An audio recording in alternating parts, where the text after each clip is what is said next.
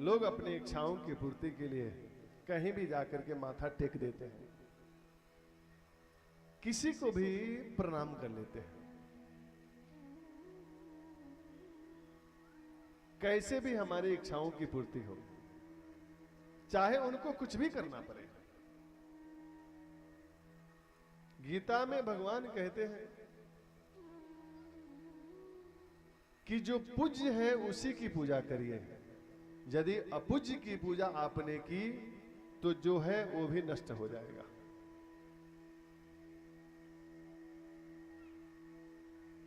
धर्म सुनिश्चितः पुंसाम विश्वक्सेन कथासुयः। सभी धर्मों का फल क्या है? आपने बड़े पुण्य किए, तीर्थ किए, जप किए, दान किए, मंदिर गए, दिन दुखियों की सेवा करी, उस सब का फल क्या है?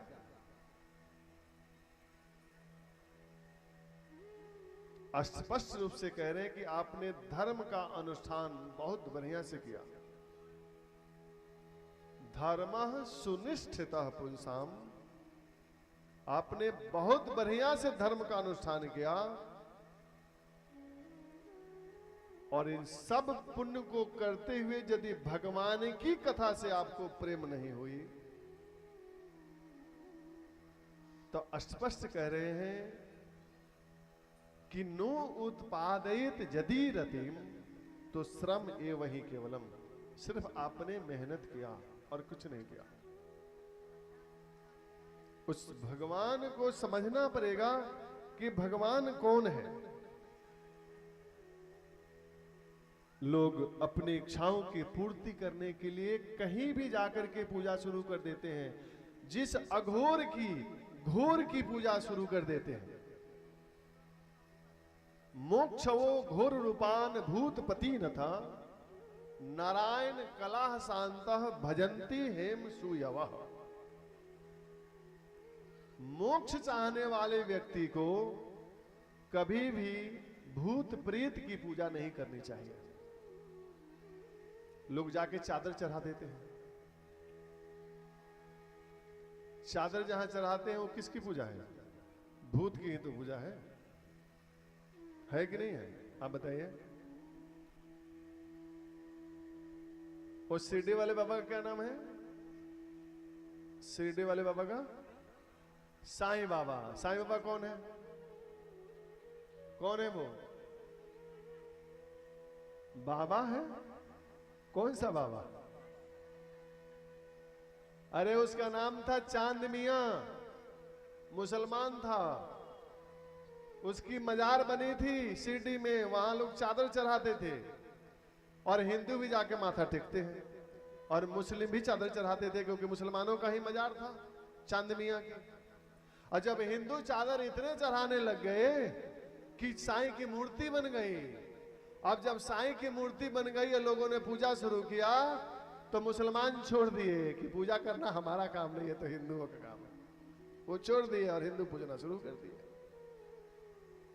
तो क्या है? किसकी पूजा है? हिंदू धर्म में 33 करोड़ देवी देवता हैं। क्या देवी देवताओं की कमी है? गीता में भगवान ने कहा है कि यान्ति देवव्रता देवान, पितृ यान्ति पितृव्रता, अब भूतान यान्ति भूतेज्या, यान्ति मद्या जिनोपिमाम। यान्ति देवव्रता देवान, यदि आप देव की पूजा करते हैं, यजन करते हैं, तो आप देवलोक जाएंगे मरने के बाद में।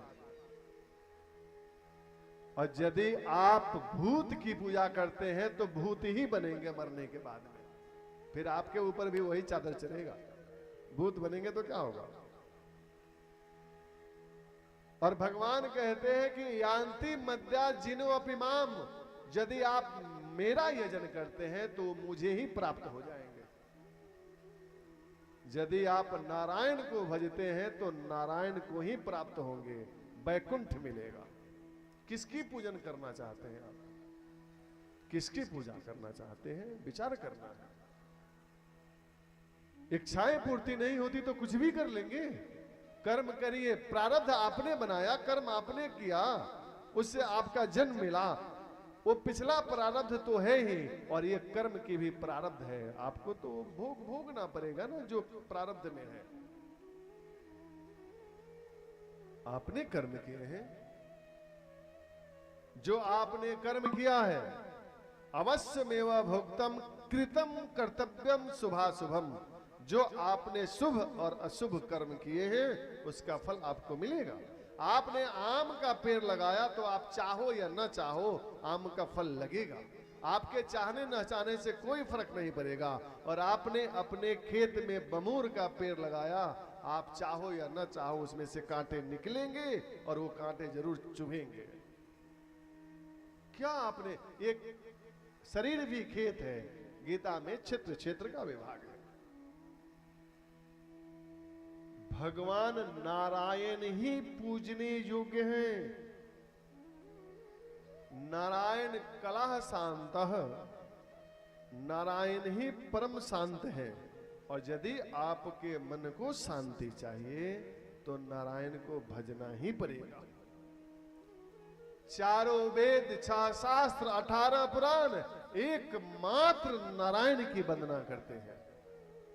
आप कहीं भी देख लो, किसी मंत्र को देख लो, सबसे पहले स्वस्ति वाचन होता है। कैसे होता है स्वस्ति वाचन? ओम हरि ओम मह स्वस्ति नः इंद्रो। किसका नाम आया पहले? ओम हरि ओम मह, हरि का नाम आया। आप संकल्प करते हैं, संकल्प में किसका नाम आता है पहले? ओम विष्णुर विष्णुर विष्णु, विष्णु का नाम आया। किसी भी मंत्र में, गणेश जी का मंत्र में देख लो, हरि ओम गणनंतवा गणपति गुंग हवामहे प्रियानंदवा प्रियपति गुंग। तो हरि ओम, ओम से, हरि से शुरू हुआ। तो सबको हरि की आराधना मुख्य रूप से करना ही चाहिए। हरि ही मुख्य रूप से भजने के योग्य है। यदि आपने हरि की आराधना कर लिया, हरि की प्रार्थना कर लिया, तो अन्य किसी देवी देवताओं का पूजन नहीं भी करेंगे तो आपका परम कल्याण हो जाएगा। जैसे देश के प्रधानमंत्री से आपकी जान पहचान हो गई, तो नीचे किसी से जान पहचान नहीं होगी तब भी आपका सारे काम हो जाएंगे। और यदि आपने सबको प्रसन्न कर लिया, हरि को प्रसन्न आपने नहीं किया और सभी देवी देवताओं को आपने प्रसन्न कर लिया और हरि से आपने दुश्मनी कर ली, तो आपको कोई भी देवी देवता नहीं बचा सकता। एक बात बताइए, रावण से कौन प्रसन्न नहीं था? विचार कीजिए आप, रावण से कौन प्रसन्न नहीं था? इंद्र रावण के घर जाके झाड़ू लगाते थे, जल के देवता वरुण उनके घर जल भरते थे, नवग्रह को दीवार में बांध रखा था। भोलेनाथ का परम भक्त था, भोलेनाथ बहुत प्रसन्न थे रावण पर, ब्रह्मा से वरदान पा चुका था, सभी देवता अनुकूल थे रावण के, लेकिन रावण ने राम से द्रोह कर लिया तो सब मिलकर के भी बचा पाए क्या? आप बताइए, बचा पाए?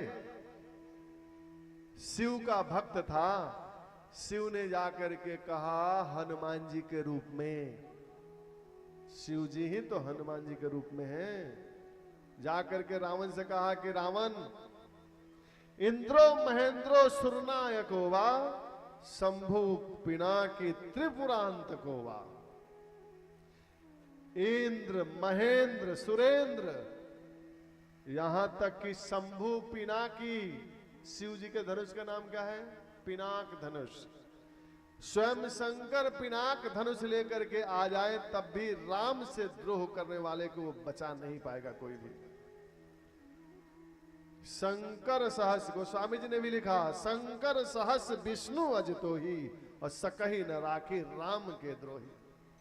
हजारों शंकर, ब्रह्मा और विष्णु मिलकर के भी राम से द्रोह करने वाले को नहीं बचा सकते। इसलिए हे रावण, तो राम के चरण में चला जा, राम चरण पंकज उर्धरहु और लंका अचल राज तुम करहु। राम जी के चरणों को पकड़ लो और ये जो लंका का राज है ना, इसे अपने नाम तुम अचल कर लो यार। जाओ, हनुमान जी रावण को ज्ञान दे रहे थे कि जाओ राम जी के चरणों को प्रणाम करो और चरणों की सेवा में लग जाओ, ये लंका तुम्हारी हमेशा के लिए हो जाएगी। लेकिन यदि राम से द्रोह कर लिया तुम बच नहीं पाओगे। समझाया, लेकिन बुद्धि खराब हो गई थी।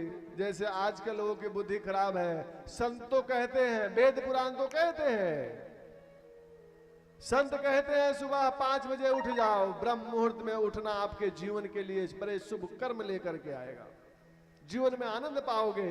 लेकिन निद्रा सुबह की ना कहती है कि नहीं नहीं थोड़ा और सो लो यार।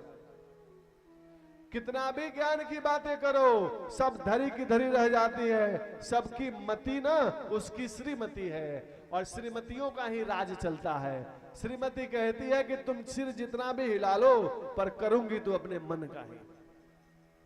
कितना भी ज्ञान की बातें लोग सुन लेते हैं, लेकिन करते तो अपने मन का ही है। लेकिन जैसे तीर्थों में जाते हैं, जल भर के लेकर आते हैं, गंगा जल लेकर के आते हैं, उसी प्रकार ये भी सभी तीर्थों का संगम है। कथा पंडाल, यहां से इसमें कुछ भरो और भर के जीवन में उसको उतारो। क्योंकि हम अपनी बानी नहीं कर रहे, हम तो साधारण पुरुष हैं। हमारी बानी से, हमारे बातों से क्या लेना देना। हम तो भगवान की बात सुनाते हैं, हम अपनी बात थोड़ी सुनाते हैं कि हम कौन हैं, हम कैसे हैं, हम क्या खाते हैं। उससे आपको क्या मिलेगा? कुछ नहीं। हम तो भगवान की बात सुनाते हैं जिससे जीव का परम कल्याण हो। रावण को समझाया, लेकिन रावण कुछ नहीं समझ पाया। तो मंत्र तो दे रहे थे रावण को कि राम चरण पंकज उर्धरहु और लंका अचल राज तुम करहु। हनुमान जी मंत्र दे रहे थे रावण को, लेकिन सुन लिया विभीषण, और विभीषण ने सुना ही नहीं, मान भी लिया। इसलिए जाकर के राम जी के चरण को पकड़ लिया और लंका का राज अपने नाम अचल कर लिया। तो जो मार्ग है उसको अपनाओ। आप ये समझो कि यत्र जुगेश्वर कृष्णो तत्र पार्थो धनुधरा तत् श्री विजयो भूतिर ध्रुवा नितिर मतिर मम। जहां भगवान कृष्ण है वही विजय है, जहां नारायण है वही विजय है। इसलिए नारायण को अपना बनाओ, किसी भी प्रकार बनाओ। तो हम इसके पहले आपसे कहे कि भागवत जी की